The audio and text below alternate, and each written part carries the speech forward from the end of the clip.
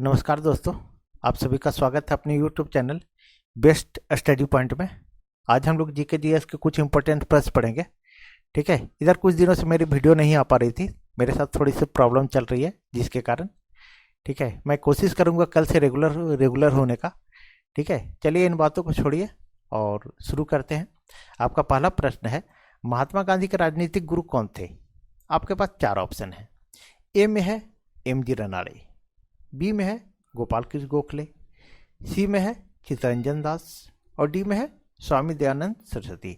दोस्तों आप लोग भी जो है सो आंसर देने का कोशिश कीजिए ताकि आपको पता चले कि आपकी जानकारी कितनी है। ठीक है, और आपकी तैयारी कितनी अच्छी हुई है। ठीक है, इसका सही आंसर होगा बी नंबर, गोपाल कृष्ण गोखले। महात्मा गांधी के राजनीतिक गुरु कौन थे? तो गोपाल कृष्ण गोखले थे। चलिए आगे बढ़ते दोस्तों और कुछ इंपॉर्टेंट फैक्ट देखते हैं। ठीक है, गोपाल कृष्ण गोखले के राजनीतिक गुरु थे एम.जी. रनाड़े।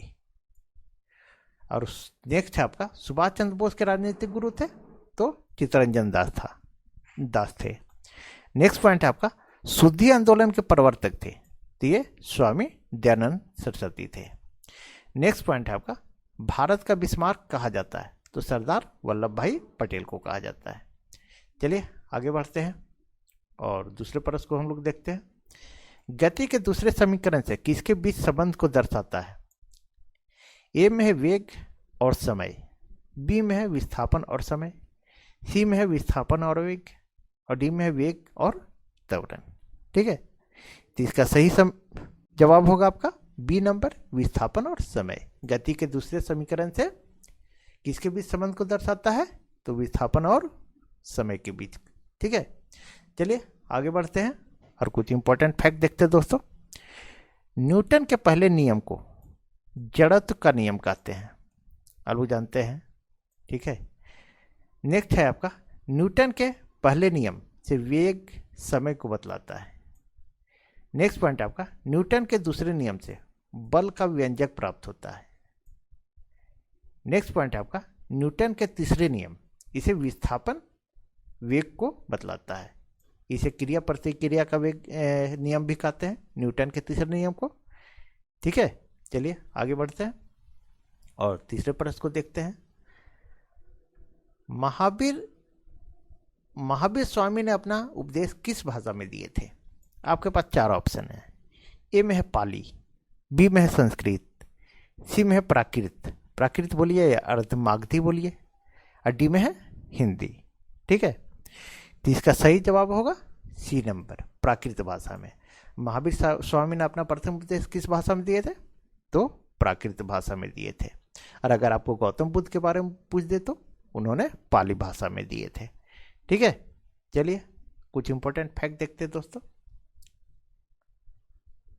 जैन धर्म के पहले तीर्थकार ऋषभदेव थे। ठीक है, और जैन धर्म के संस्थापक भी यही थे, ऋषभदेव।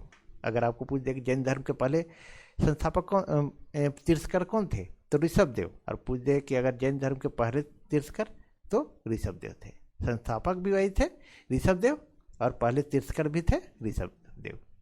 नेक्स्ट है आपका, जैन धर्म के 23वें तीर्थकर ये पार्श्वनाथ थे। ठीक है, नेक्स्ट पॉइंट है, जैन धर्म के 24वें तीर्थकर महावीर स्वामी थे। नेक्स्ट पॉइंट है आपका, महावीर स्वामी का बचपन का नाम वर्धमान था। अगर आपको पूछ दे कि महावीर स्वामी का बचपन का नाम क्या था तो वर्धमान कीजिएगा। ठीक है, नेक्स्ट पॉइंट है आपका, प्रथम जैन भिक्षुनी तो चंपा थी। चलिए आगे बढ़ते हैं और चौथे प्रश्न को देखते हैं हम लोग। सिगरेट लाइटर में किस गैस का प्रयोग किया जाता है? ए में है प्रोपेन गैस, बी में है ब्यूटेन गैस, सी में मीथेन गैस और डी में इनमें से कोई नहीं। ठीक है, तो इसका सही जवाब होगा ब्यूटेन गैस। सिगरेट लाइटर में किस गैस का प्रयोग किया जाता है? तो ब्यूटेन गैस का प्रयोग किया जाता है। ठीक है, चलिए आगे बढ़ते हैं और देखते हैं। एलपीजी गैस में मुख्यतः प्रोपेन तथा ब्यूटेन गैस होती है। नेक्स्ट पॉइंट आपका, पेट्रोल की गुणवत्ता मापी जाती है तो पेट्रोल की गुणवत्ता जो है सो ऑक्टेन नंबर से मापी जाती है। नेक्स्ट पॉइंट है आपका, एलपीजी में गैस में गंध के लिए मिथाइल मर्केप्टन मिलाया जाता है। अगर घर में जैसे अगर ये गैस नहीं मिलाया जाए गंध के लिए एलपीजी में मिथाइल मरकैप्टन, तो घर में अगर गैस अगर लीक कर रहा है तो आपको पता भी नहीं चलेगा, ठीक है, और आग लग जाएगी। लेकिन है कि इसका जो है मिथाइल मरकैप्टन मिलाने से क्या है कि इससे गंध देती है और उससे पता चलता है कि हाँ आपका घर का गैस जो है लीक कर रहा है, ठीक है। तो एलपीजी में गैस में गंध के लिए क्या मिलाया जाता है, तो मिथाइल मरकैप्टन मिलाया जाता है। नेक्स्ट पॉइंट है आपका, गोबर तथा धान के खेत से मीथेन गैस निकलती है, ठीक है। चलिए आगे बढ़ते हैं और पांचवें प्रश्न को हम लोग देखते हैं। पांचवा प्रश्न है आपका, सर्वाधिक विद्युत चालकता वाला तत्व कौन सा है? ए में है सोना, बी में है तांबा, सी में है चांदी और डी में है लोहा, ठीक है। तो इसका सही आंसर होगा चांदी। सर्वाधिक विद्युत चालकता वाला तत्व क्या है, तो चांदी है, ठीक है। पहले क्या होता था कि बिजली का तार जो रहता था तो तांबा का रहता था, ठीक है। बहुत पहले आप लोग अगर जानते होंगे, नहीं तो बड़े भैया लोग से पूछेगा तो उन लोग बताएंगे, पहले जो भी बिजली का तार खींचा गया था वो तांबा का था, उसके बाद धीरे धीरे अल्युमिनियम कर दिया गया, ठीक है। तो सर्वाधिक विद्युत चालकता वाला तत्व कौन है, तो चांदी है, ठीक है। चलिए आगे बढ़ते हैं दोस्तों और कुछ इंपॉर्टेंट फैक्ट देखते हैं। सबसे अधिक तन्यता वाला धातु है तो सोना। सोना एक ऐसा तन्यता वाला धातु है, अगर इसको कितना भी पीट दीजिएगा तो लंबा तार बनेगा, ठीक है, टूटेगा नहीं, ठीक है। तो सबसे तन्यता वाला धातु कौन है, तो सोना है। नेक्स्ट पॉइंट आपका, सफेद स्वर्ण कहा जाता है तो प्लेटिनम को कहा जाता है। नेक्स्ट पॉइंट आपका, सोडियम को मिट्टी तेल में रखा जाता है। आपको पूछ दे कि सोडियम को कहाँ रखा जाता है, तो आप आंसर कीजिएगा मिट्टी तेल में रखा जाता है। और पीले फास्फोरस को इसे जल में रखा जाता है, ठीक है। अगर जल में नहीं रखा जाएगा तो ये आग लग जाएगा, ठीक है। चलिए आगे बढ़ते हैं और छठे प्रश्न को हम लोग देखते हैं। छठा प्रश्न आपका, एलिफेंटा की गुफाएं का निर्माण किसने किया था? ए में है राष्ट्रकूट, बी में है चोल, सी में है गुप्त शासकों ने और डी में है बुद्धों ने, ठीक है।